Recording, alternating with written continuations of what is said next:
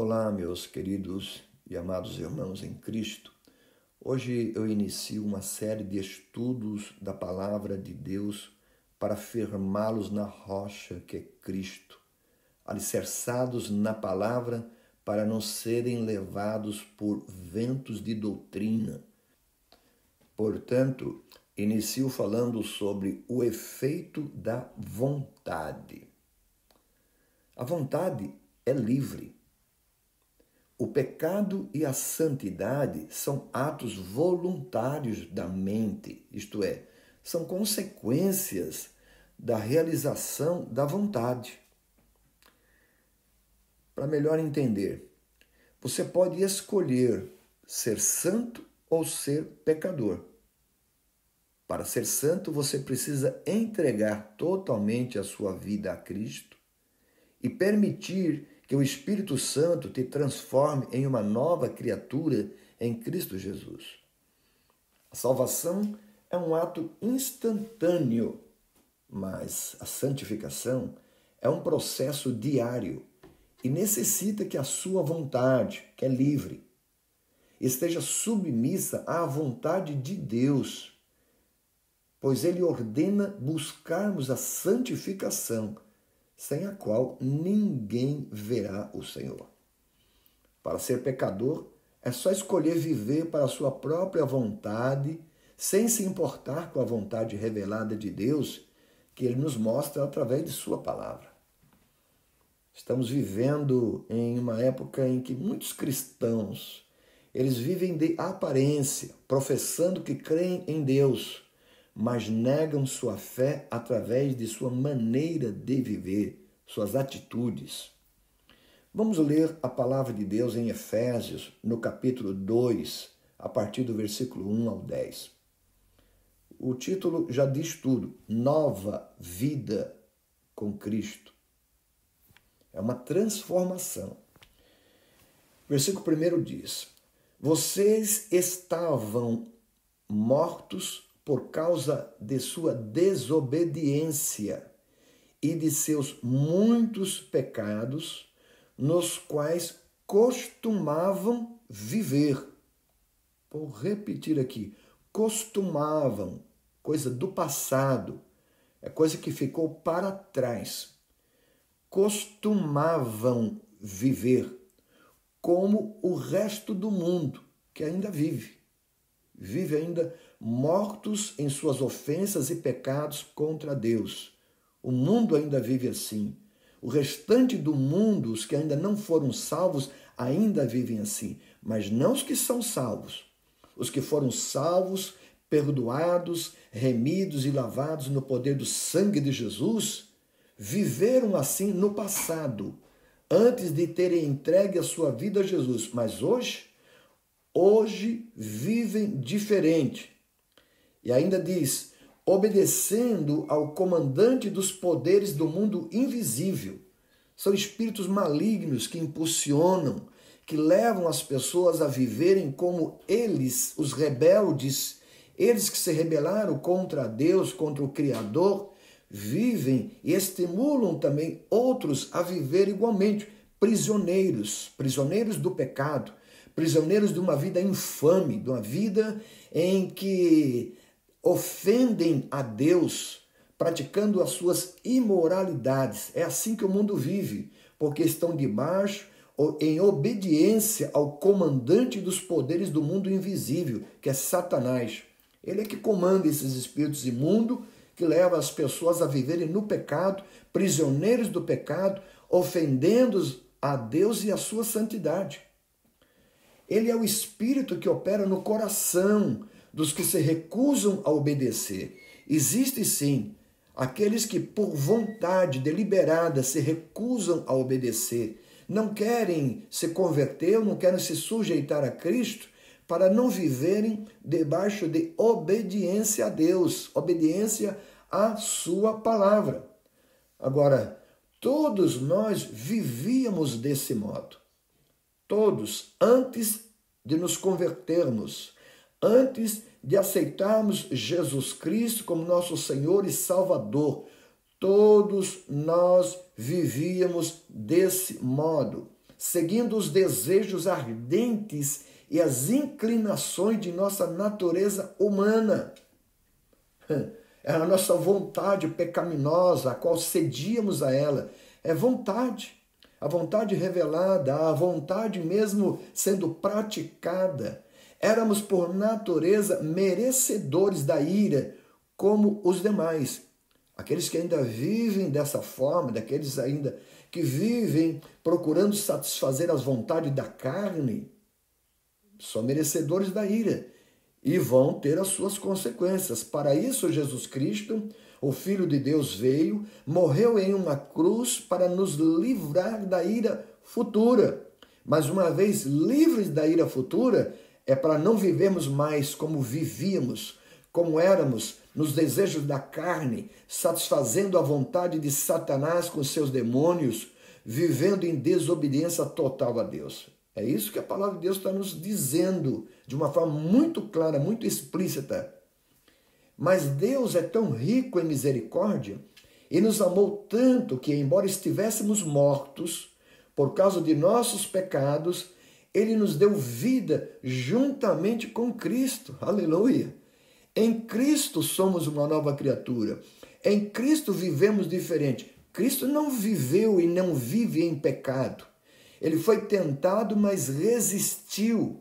Ele venceu o pecado, venceu a morte, venceu o diabo, venceu o inferno, venceu a tudo e a todos. Ele é vencedor. E com ele, eu e você também somos mais do que vencedores. Podemos sim vencer o pecado, podemos vencer a vontade própria, nos submetendo à vontade de Deus, à vontade do nosso Criador, do nosso eterno e bondoso Pai. A vontade dele deve prevalecer em nossa vida. Então ele nos deu vida juntamente com Cristo, para andarmos em Cristo, falarmos como Cristo, pensarmos como Cristo, nos alinharmos à vontade dele, que viveu não para satisfazer a sua própria vontade, mas a vontade daquele que o enviou. Ele viveu neste mundo tão somente para cumprir a vontade de Deus. Em Getsêmani, naquele jardim da agonia, jardim da oração, ele foi claro em dizer: Pai, se possível, passa de mim este cálice, todavia não se faça a minha, mas sim a tua vontade. Submissão total. E temos ainda tantos textos na Bíblia mostrando que, mesmo sendo Deus, tomou a forma humana, humilhando-se a si mesmo, veio até nós para cumprir com a vontade de Deus, a vontade do Pai, que veio para buscar e salvar os perdidos. Antes estávamos perdidos, mortos em delitos, em pecados contra Deus, mas em Cristo Jesus, hoje, nossa vontade é submissa à vontade dEle. Não mais vivemos para a nossa própria vontade. É pela graça que vocês são salvos. Infelizmente, muitos interpretam isso de uma forma tão errônea, dizendo que não precisamos fazer nada para ser salvo. Isso é uma verdade. Nós fomos salvos pela graça, mediante a fé na obra que Jesus Cristo realizou, mas não para vivermos como queremos, como desejamos, na inclinação da carne, vivendo para o pecado. Jesus não é ministro do pecado, ele é ministro da salvação. Ele trouxe-nos a graça, que era a manifestação do amor de Deus por nós, não querendo nos ver condenados, mas dando-nos a plena certeza da salvação em Jesus Cristo, para não vivermos mais no pecado. É pela graça que fomos salvos. E, sim, não merecedores, não merecíamos sim a condenação, mas a sua graça veio sobre nós. Aonde abundou o pecado, superabundou a graça. Aleluia! Fomos salvos sem merecermos ser salvos. Agora, pois ele nos ressuscitou com Cristo e nos fez sentar com ele nos domínios celestiais. Aleluia!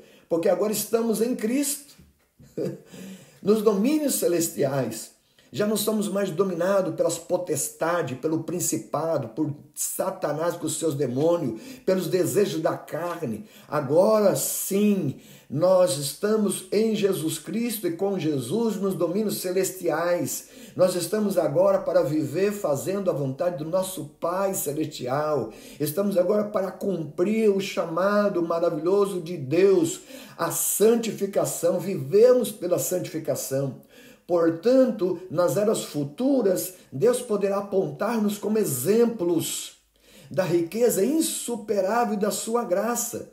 Isso sim, éramos perdidos, éramos pecadores, éramos condenados, mas agora Deus pode apontar naqueles que verdadeiramente se converteram dos seus maus caminhos, abandonaram a sua vida pecaminosa e se sujeitaram à vontade de Deus. Deus pode apontar-nos como exemplos da riqueza insuperável de sua graça, revelada na bondade que Ele demonstrou por nós em Cristo Jesus. Aleluia! Louvado seja o nome do Senhor. Que salvação poderosa, que salvação gloriosa, salvação eterna para aqueles que vivem para a eternidade, aqueles que vivem para a glória e louvor do nome do Senhor, aqueles que reconhecem o poder salvífico de Jesus Cristo pelo poder do sangue que Ele derramou, apagou as nossas transgressões para não pecarmos mais, para não vivermos como antes. Vocês são salvos pela graça, por meio da fé. Isso não vem de vós, é uma dádiva de Deus. Louvado seja o nome do Senhor. Obrigado, meu Deus, por nos salvar, por nos perdoar. Miseráveis pecadores que éramos, mas o Senhor nos salvou, o Senhor nos perdoou. Uma dádiva. O Senhor nos presenteou com uma tão grande salvação. Não há uma recompensa por aquilo que havíamos praticado de boas obras, para que não venhamos a nos orgulhar. Não, Senhor. Nós venhamos sim a reconhecer de que pela graça fomos salvos. Nós fomos salvos mediante a obra expiatória de Jesus Cristo que morreu por nós, mas com Ele ressuscitamos uma nova criatura, alguém que foi transformado pelo poder do amor de Deus que nos salvou mediante a sua graça, mediante a sua misericórdia, e agora sim somos obra-prima de Deus, criados em Cristo Jesus a fim de realizar as boas obras que Ele de antemão planejou para nós. Agora sim, uma vez salvo, devemos viver praticando boas obras, aquilo que glorifica a Deus, aquilo que demonstra que somos uma nova criatura em Cristo Jesus, aquilo que demonstra que reconhecemos o amor de Deus por nós, por isso o amamos também, e queremos sim ser exemplo dos fiéis, queremos sim demonstrar que nesse mundo existem os que verdadeiramente, uma vez salvo, permanecem para viver segundo a vontade de Deus. A nossa vontade deliberada é buscar a santificação, sem a qual ninguém verá o Senhor. É vivemos separados desse mundo pecador, desse mundo miserável, desse mundo que está debaixo de condenação, aguardando o justo juízo de Deus que virá sobre os impenitentes, sobre os rebeldes, sobre os desobedientes, mas haverá salvação para aqueles que clamam ao Senhor, aqueles que querem viver para a glória de Deus. E nós continuaremos. Já na próxima lição falaremos ainda muita coisa sobre isso, para que você não seja enganado. Não venha a viver aí como um gráfico de altos e baixos, vivendo segundo o mundo e segundo a vontade de Deus. Não existe. De uma mesma fonte não jorra água doce e água amargosa. Não. Deus nos fez um em Cristo para vivermos segundo Ele, para o louvor e glória do seu santo nome. Que Deus te abençoe, Deus te guarde e aguardo você na próxima, na continuação desse ensino para você ser fortalecido na palavra de Deus e viva para a glória dele, não de altos e baixos, mas sempre de glória em glória, recebendo a luz da palavra de Deus e sendo fortalecido pelo Espírito Santo, em nome de Jesus. Até lá então, Deus te abençoe. Amém.